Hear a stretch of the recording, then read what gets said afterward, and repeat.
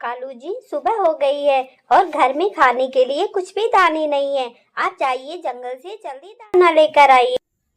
गौरी, अगर तुम भी हमारे साथ दाना लेने चलती तो हमें बड़ा अच्छा लगता। ठीक है कालू जी, आप जैसा कहें। फिर गौरी और कालू दाना की तलाश में जंगल में निकल जाते हैं। उधर हाथी अपने परिवार के साथ भागता हुआ आता है। अरे हाथी जी, आप इतनी तेजी से क्यों भागे जा रहे हैं? क्या जंगल में कोई आपदा आ गई है? हाँ कालू, हमारे पास तुम्हें बताने के लिए टाइम नहीं है। हम तो 4 घंटे से लगातार दौड़े जा रहे हैं और आगे जा कर के तुम खुद ही देख लो। तब गौरी और कालू जंगल के सबसे ऊंचे पेड़ पर बैठकर दूर जंगल में देखने लगते हैं। उधर कुछ इंसान काफी जेसीबी लेकर जंगल को तेजी से काटते हैं। अरे कालू जी, उधर देखिए, ये इंसान कितनी बेरहम हो गए हैं, हमारे जंगल को काट रहे हैं, ऊपर से जंगल में आग भी लगा दे रहे हैं। बताइए हमारे बच्चे और हम अब कहाँ जाएंगे? अरे गौरी, अब ये सब बातें कहने और सुनने की नहीं है। जल्दी यहाँ से भागो और हम अपने बच्चे को लेकर इस जंगल से कहीं दूसरे जंगल में चले जाते हैं। फिर गौरी और कालू उस हाथी के पास चले आते हैं।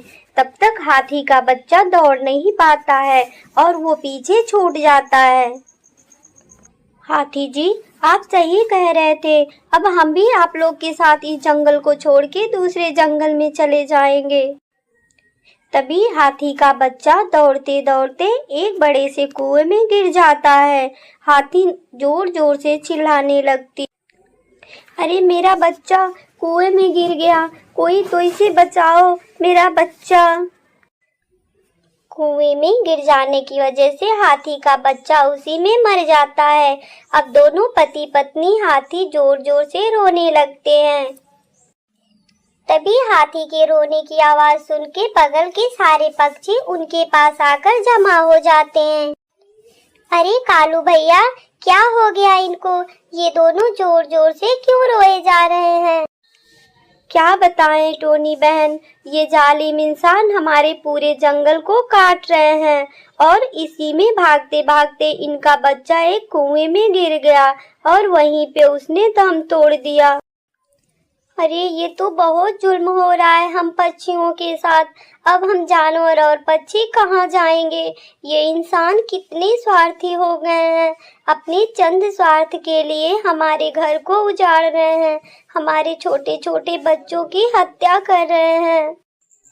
देखिए, अभी ये सोचने का वक्त नहीं है और ना ही कुछ किसी से कहने का वक्त है। हमें ये जंगल जल्दी ही छोड़कर हमें जाना होगा। तभी हाथी अपने बच्चे को याद करके काफी गुस्से में आ जाता है और वहां से जंगल की तरफ भागने लगता है। अरे पति जी, आप कहाँ जा रहे हैं? हमने तो अपने बच्चे को खो दिया, अब आपको हम खोना नहीं चाहते। आप उस जंगल में मत जाइए, यहाँ पे सारे इंसान बहुत बेरहम हैं, आपको भी मार डालेंगे। नहीं नहीं, मैं रुकने वाला नहीं हूँ। आज मैं अपने बेटे का बदला लेके रहूंगा। जैसे इन लोगों ने मेरे बच्चे को मारा है, वैसे मैं इन्हें भी मार डालूंगा।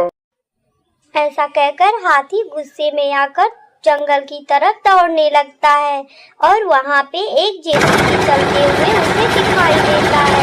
वो दौड़कर जेसीबी को टक्कर मारता है, लेकिन उससे बैठा बेरहम इंसान जेसीबी को नहीं रोकता और उसकी गर्दन पे जोर से मार देता है।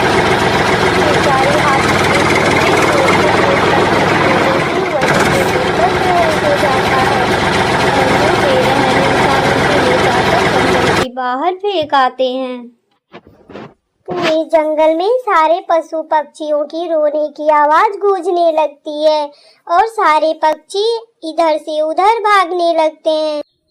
मम्मा, ये इंसान कितने मूर्ख हैं, अपनी थोड़ी सी खुशी के लिए अपने आने वाले भविष्य को बर्बाद कर रहे हैं।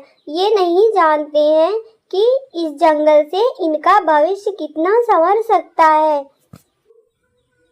बेटा, आप चिंता ना करें, जिस दिन प्रकृति का कहर टूटेगा उस दिन ये इंसान पूरी तरह तबाह हो जाएगा, लेकिन तब इसके पास पछताने के लिए कुछ नहीं बचेगा। हमारा क्या, हम तो इस जंगल से दूसरे जंगल चले जाएंगे, लेकिन इनका सोचो क्या होगा। जंगल बचाओ भविष्य बचाओ। अगर आज आप जागरूक नहीं होंगे तो आपका आने वाला भविष्य भी बर्बाद हो जाएगा।